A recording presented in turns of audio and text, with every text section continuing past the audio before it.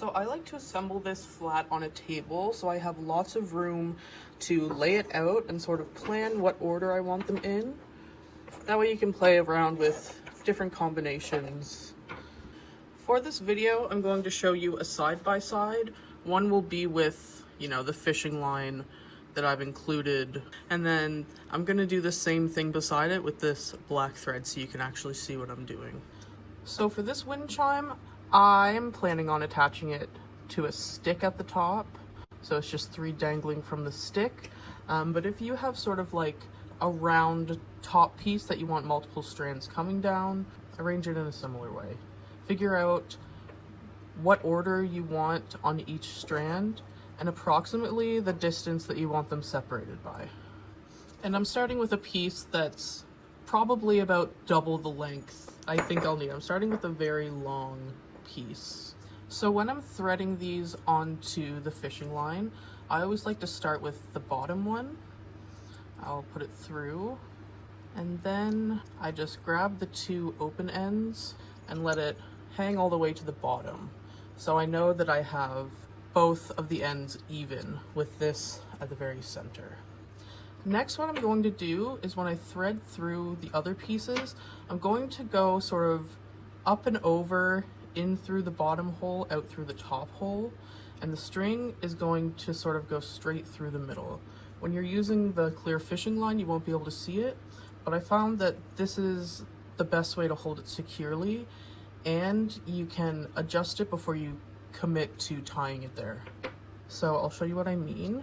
I will go down into this bottom hole, out the other side, and then I'm bringing this straight up and I'm threading it into the top hole.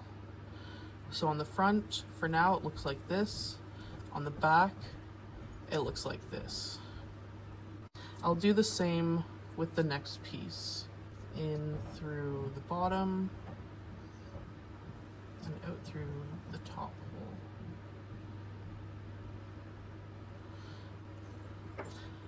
I'm not going to tie it off or anything, I'm just going to leave it loose and lay them back down here. Coming out of the bottom, I still have one really long string, I'll be using that later, and then 1/2 is sort of woven up and down through these. And I'm laying it flat on the table, and because I haven't committed to like tying them in yet, I can still sort of slide them up and down to adjust the distance between each one. So this is what it looks like with the clear fishing line. You can't see it. It's just kind of floating in space. But this is nice because I can kind of put them side by side, make sure they're equal distance before I secure them. So now that I have these laid out, I have them organized and spaced how I like them, I'm going to weave through in the opposite direction I did before with the other half strand. I know I want to lock this in place, so every time I get to the top loop, I'm going to do an extra loop around.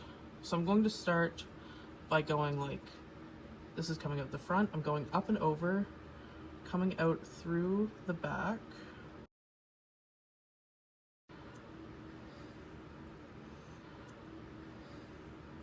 and pull it through, and this loop will really help secure it in place so it's not going to slide up and down.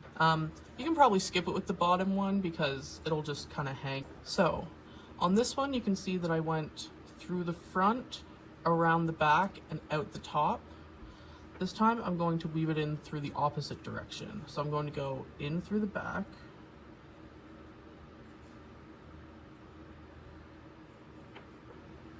just straight across the front, so there's going to be a little line there, and then through to the other side.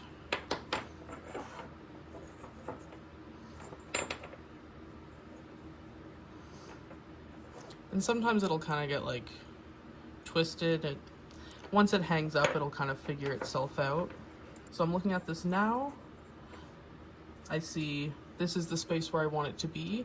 So to lock it in, I'm going to do that extra loop around the top. I'm going to loop it through the top again.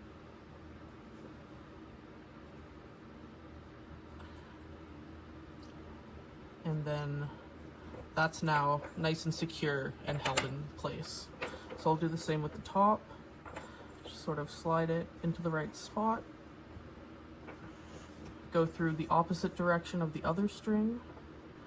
So this will be through the back, down into the front. And there's usually going to be like a loose one. Just sort of tug at each string to figure out where the excess is. Lay it out nice and flat. So again, I'm going to make sure this is spaced how I like it. And then I'm going to do that extra loop through the top again to lock it in place. You can go up and over through the back. When you hold it up, it's nice and secure, it's not going anywhere. So the reason why I choose to do it this way is because I found that when I was cutting short pieces and trying to tie them individually between each one, trying to maintain the spacing that I wanted, and it didn't give much room for adjustment. Of course, you're welcome to do this with any sort of string, twine, thread that you want. You can tie it in any way you want. It's your project. As long as you're happy with it, that's the most important thing.